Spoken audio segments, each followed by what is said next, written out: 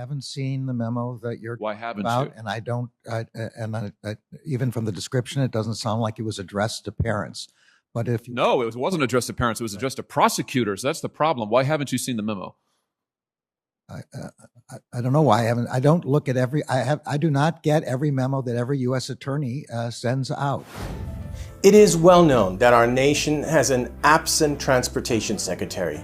The supply chain issues, empty shelves, and port bottlenecks are obvious to all.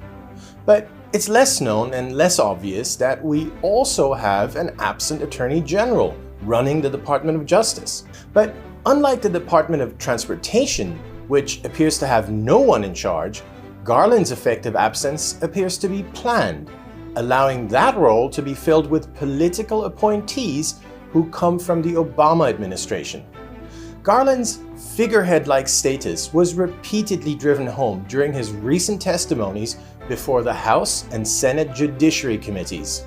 Again and again, Garland could not answer basic questions about the Department of Justice's actions, and he also failed miserably when he attempted to answer questions regarding the DOJ's targeting of parents who were angered by politicized school boards. Garland appeared to be following directions rather than leading the Department of Justice. Hi everyone, and welcome to Truth Over News with Jeff Carlson and Hans Manke. At his recent House and Senate hearings, Merrick Garland didn't seem to be familiar with any of the major issues involving the Department of Justice in recent weeks and months. Garland began targeting parents who have been rightly questioning the actions of their school boards for possible domestic terrorism after he received a letter from the National School Boards Association. That letter, which demanded federal action on perceived violence against these school boards, didn't present any evidence of such issues. The letter also ignored that to the extent there were problems, these should be a state and a local matter, not a federal issue. As it turned out, the White House actually collaborated with the NSBA in writing the letter, and the letter has since been withdrawn, but Garland hasn't changed his directive.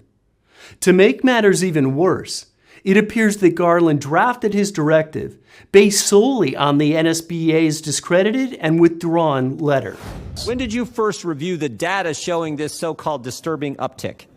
So I read the letter, and we have been seeing over time threats. Whoa. I didn't ask you. So you read the letter, that's your source? The directive from Garland was clearly designed to suppress parents from speaking up at school board meetings and taking charge of their children's education. It was designed to intimidate. And to those who might be tempted to say that Garland can't know everything that's going on at the DOJ, we would immediately counter by noting that it was Garland who issued these directives, knowing full well that they would be perceived as marching orders by a host of politicized district attorneys who would then run with those directives. Your U.S. attorneys are now threatening prosecution with 13 different crimes, but it's not a high enough priority for you. It got lost in the mix. I'll send again. I've never seen that memo. That's what concerns me, General Garland. Well, it wasn't sent to me. According to Garland, not a single person has been charged with insurrection in relation to what the media and the Democrats call the January 6th insurrection. Instead, most defendants are charged with minor offenses, such as trespassing, and many remain locked up without bail. Has any defendant involved in the January 6 events been charged with insurrection? I don't believe so. One defendant who wasn't even at the protests has now been convicted of making post-January 6 threats against rhinos, Dems, and tech execs. He was sentenced to 14 months in prison. Another January 6 defendant who had previously been denied bail was finally given bail, but only after he agreed to disavow Trump in a forced and handwritten letter to the judge. Political conversion is now the basis for bail. Again, not a word about this from Garland. Another recent decision taken by the Department of Justice was to restore disgraced former FBI Deputy Director Andy McCabe to good standing. McCabe was fired after the Inspector General found that he had repeatedly lied under oath. McCabe sued for wrongful dismissal, and the DOJ has now decided to give him everything he asked for: $200,000 in back pension payments, $500,000 in legal fees, honorary FBI retirement cufflinks, and even a plaque. All his records have been erased, as if his malfeasance never happened. When asked about this travesty, Garland said it was the cheaper option. Not a word about the injustice inflicted by McCabe. Do you agree with the taxpayer picking up a multi-million-dollar bill for someone that lied under oath to government officials? I think the assessment made by the litigators was that the bill to the taxpayers would be higher if we didn't resolve the matter as it was resolved. Garland's lack of interest and curiosity on questions of great importance precedes his tenure as Attorney General.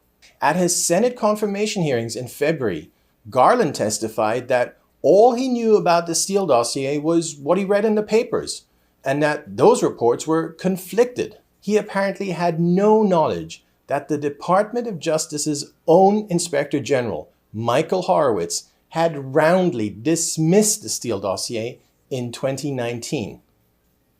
Garland also appears to have been unaware that the dossier's main source, Igor Danchenko, has disavowed most of the information contained in the dossier.